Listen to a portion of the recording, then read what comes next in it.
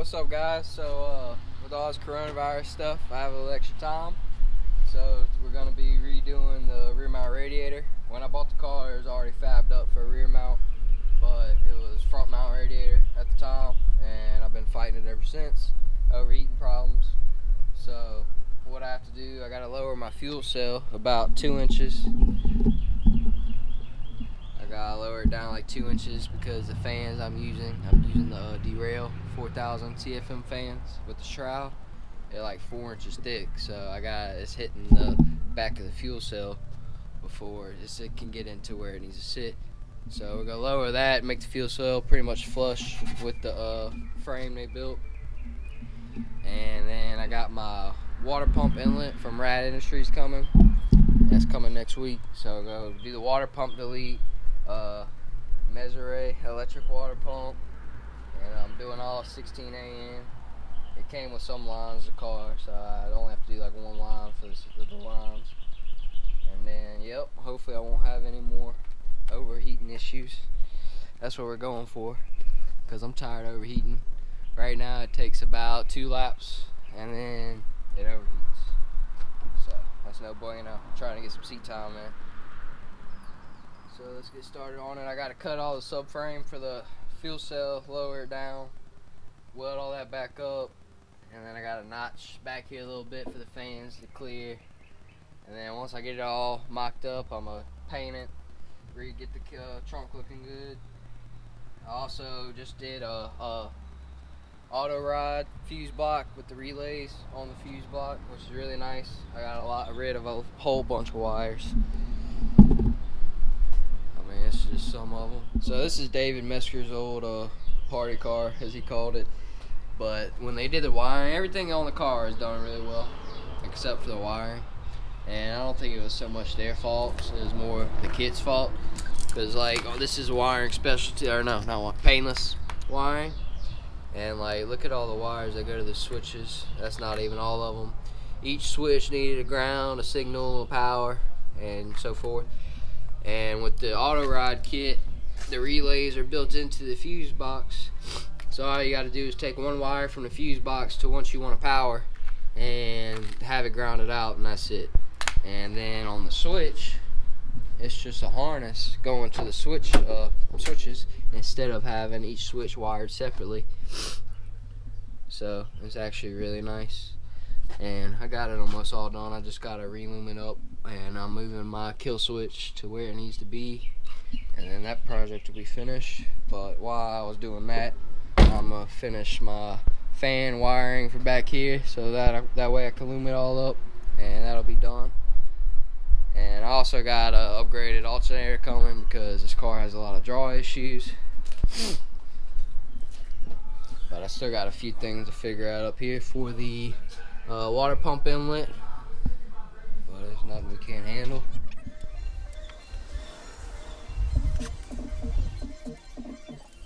Alright, so it needs to go like 2.25 inches down all the way around. So when you take that out and start cutting, I already cut 3 points.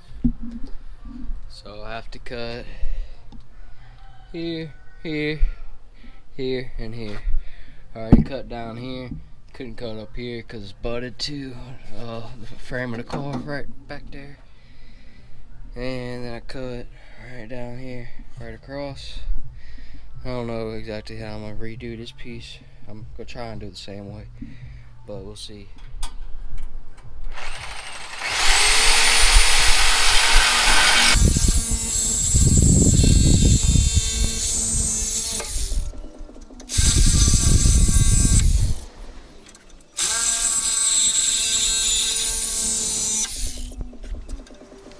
Alright, those two are cut.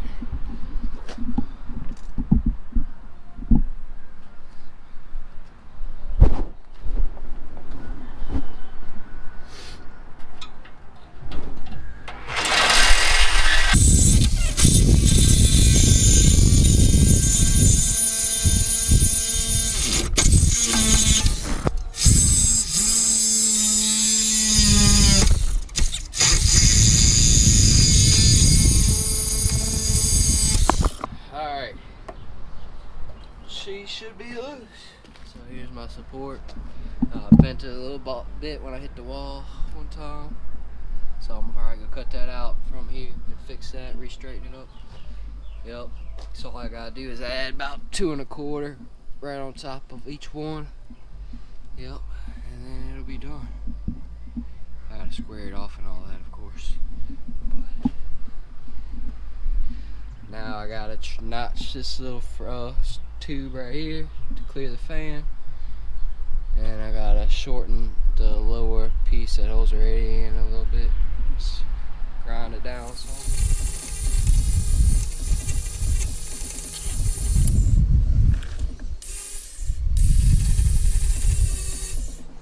Hey guys, I'm back.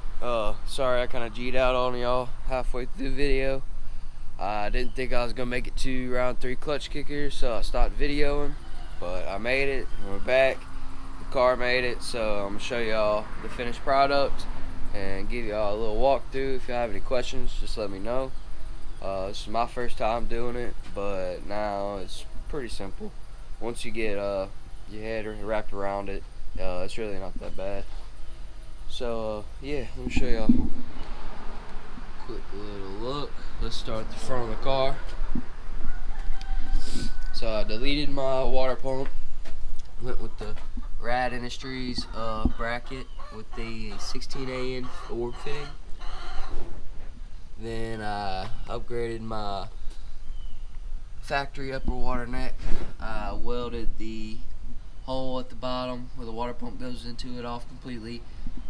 Self-tapped a threaded barb into it that's coming off my turbo. You have to get rid of the metal bar for the water to travel from off the back of the head all the way back to the water neck. So what I did is capped this front little nipple that goes to the stock oil cooler, and I added an oil cooler because you have to. Off the back of the head I went a 90, 5/8 90 to pushing 10AN to a 10AN to 6AN to my turbo. And then so you're going off the top of the water neck, from the top water neck all the way to the back of the car, through the cabin, through the back firewall back there. It's kind of hard to see. But anyways, through the back firewall to the top of the radiator. Then it goes through the radiator, down, out, into the water pump, back to the front. And then, so I did all that at first. It had a pressure cap up to about right here off of this, and I couldn't get it to bleed. So I started talking to Dan from Rad Industries. He helped me out a lot. So I ended up adding an expansion tank to the system. Got my expansion tank, so what it does, it has a steam port off the top of the radiator to the expansion tank. It has to be the highest point in the system.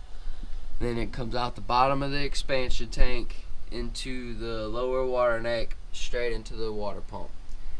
And if you do it like that, you won't have any problems. But I did all that and still couldn't get the system to bleed.